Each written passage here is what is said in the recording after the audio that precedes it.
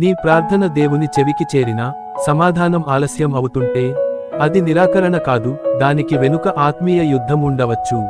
దానియేలు ప్రార్థన.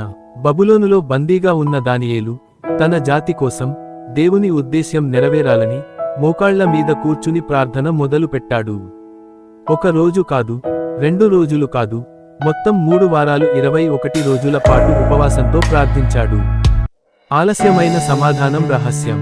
21వ రోజు దేవుని దూత గాబ్రియేలు ప్రత్యక్షమై అన్నాడు, దానియేలు, నువ్వు మొదటి రోజు ప్రార్థన మొదలుపెట్టినప్పుడే దేవుడు నీ మాట విన్నాడు. కానీ పర్షియా రాజ్యానికి అధిపతిగా ఉన్న ఆత్మ నన్ను 21 రోజుల పాటు అడ్డుకుంది. చివరికి మైఖేలు అనే ప్రధాన దూత వచ్చి సహాయం చేశాడు, అందుకే ఆలస్యం జరిగింది. దానియేలు ప్రార్థన ఆలస్యమైంది, కానీ దేవుడు మొదటి రోజే సమాధానం ఇచ్చాడు. మన జీవితంలో కూడా సమాధానం ఆలస్యమవుతుంటే అది దేవుడు మర్చిపోయాడని కాదు. కొన్నిసార్లు ఆత్మీయ యుద్ధం జరుగుతోంది. శక్తివంతమైన ఉదాహరణ సైనికుని రక్షణ.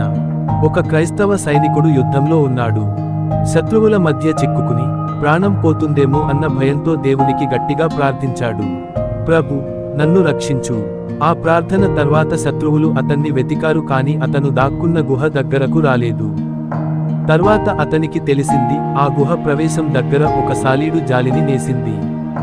శత్రువులు ఆ జాలిని చూసి, ఇక్కడ ఎవరూ లేరు, లేనిపక్షంలో ఈ జాలి ఉండేది కాదు అని వెళ్ళిపోయారు. అతను అర్థం చేసుకున్నాడు, దేవుడు మొదటి ప్రార్థనే విన్నాడు. మనకు పెద్ద రక్షణ కావాలనిపించినా కొన్నిసార్లు అది ఒక చిన్న సాలీడు జాలివలే కనిపించవచ్చు. ఆలస్యం, చిన్న సమాధానం లేదా వింత మార్గం ఏదైనా దేవుని ప్రణాళికలో భాగమే. మీకు ఈ వీడియో నచ్చితే దయచేసి సబ్స్క్రైబ్ చేయండి. మా కొత్త బైబిల్ కథలు మరియు ప్రేరణాత్మక వీడియోలు మీకు వెంటనే అందుతాయి.